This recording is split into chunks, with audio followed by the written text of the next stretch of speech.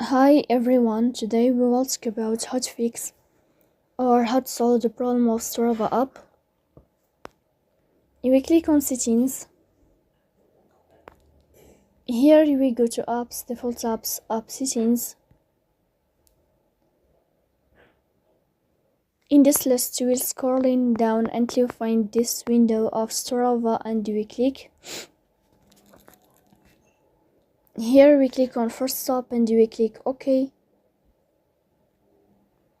Then we'll enter to the window of storage.